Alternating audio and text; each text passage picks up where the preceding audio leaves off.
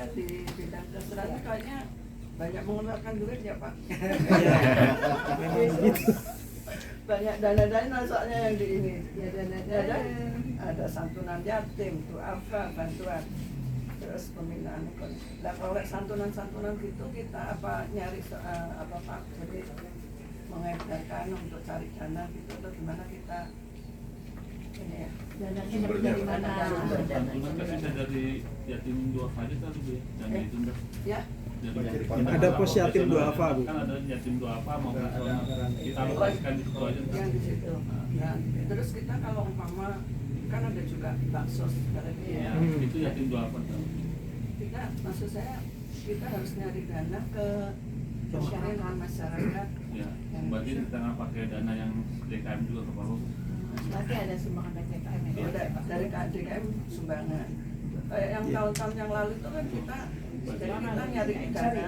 Mobilitasnya ibu-ibu Bu, untuk baksos tuh mobilitasnya ibu-ibu. Ya. Lalu finalnya itu disampaikan kepada DKM-nya memberikan kontribusi sumbangan berapa. Ya, selama ini seperti itu. Selama ini seperti itu Bu. Kalau yang dulu banyak sumbangan. Iya. Belakangan hilang.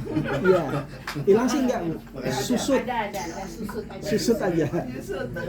Menyesuaikan resiko.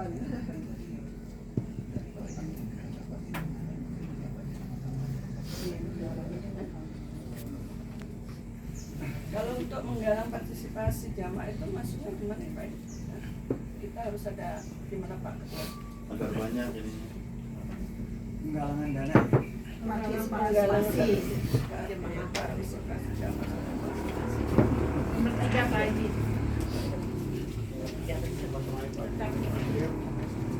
Nomor 9 poin 3.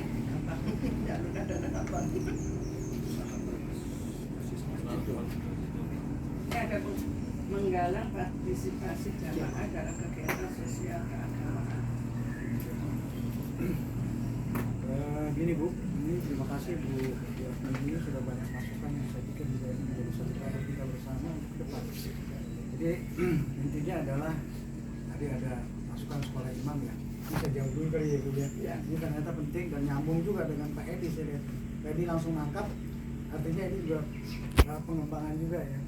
Karena saya lihat juga di atas sudah 3 lokal yang sampai saat ini belum berfungsi.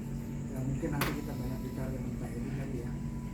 Kalau saya tadi Pak Edi sudah masuk ke dalam sektor pengembangan SDM, tapi ini juga ini memang perlu karena biar bagaimanapun tadi Pak Edi menyinggung masalah imam materi juga bisa. Ini kita harapkan juga ya, kita sudah bisa mengatasi ini. Ini juga saja memang kita juga masih tahap pembenahan SDM-nya. Kemudian juga buat ini mengenai sekolah imam dan yang lain-lainnya masalah dana, kita juga lagi mencoba ada beberapa dana yang saya pikir juga ini di dana yatim duafa. Ini juga kan memang dari awal kita berhati-hatian ya Bu dalam mengalokasikan ini. Itu dalam ini saya juga akan nanti berkoordinasi dengan Ustadz Gutron sebagai penasehat DKM yang perlu sampaikan Pak. Ustadz Gutron itu sebagai penasehat DKM kita. Jadi ada pos-pos tertentu yang boleh dan tidak boleh. Nah ini kita juga nanti bicara itu.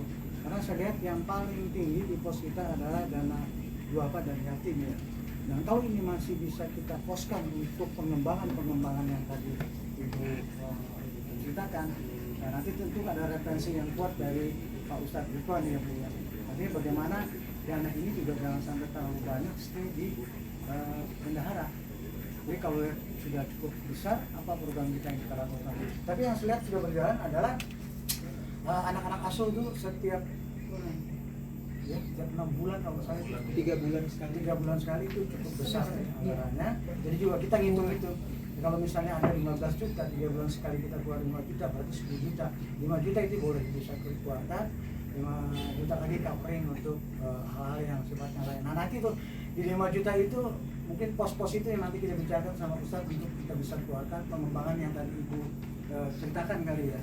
Supaya nanti ini juga impak sedekah dari jemaah ini tidak terlalu lama stay di bendahara. Itu mungkin harapan kita kali ya Pak ya.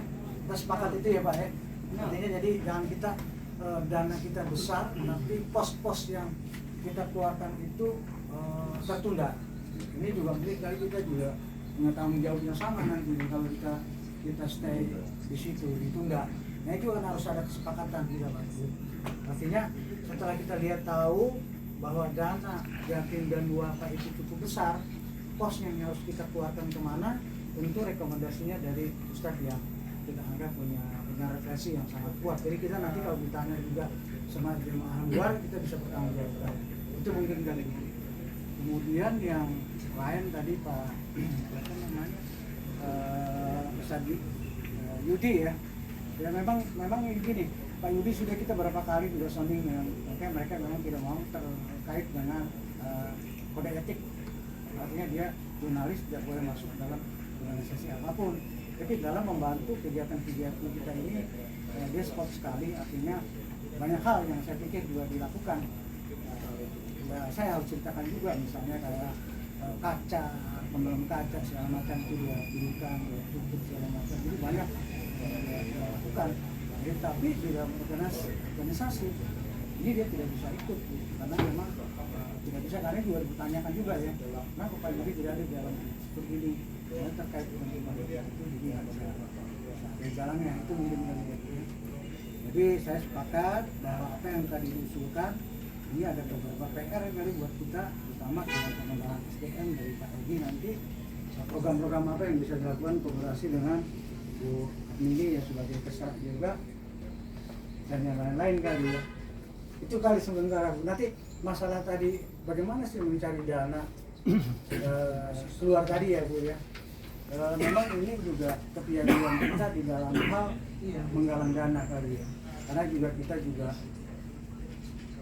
ini untuk dana ini memang riskan sekali Bu. Kalau kita tidak kredibilitas itu juga orang juga akan tidak bisa. Kalau saya berpikir gitu. Tapi kalau kredibilitas kita bagus tinggi, semacam dana itu juga akan bisa ditunjang program apapun yang kita lakukan. Saya pikir itu memang ini perlu kepiawaian, artinya dia perlu punya kredibilitas yang tinggi sehingga akhirnya di dalam program-program penggalangan dana ini memang kita sangat berhati-hati sekali kan. Mudah-mudahan sih ke depan kita dari awal sudah mulai dari niat yang baik, apapun yang kita kembangkan hasil yang baik. Itulah jaga dia.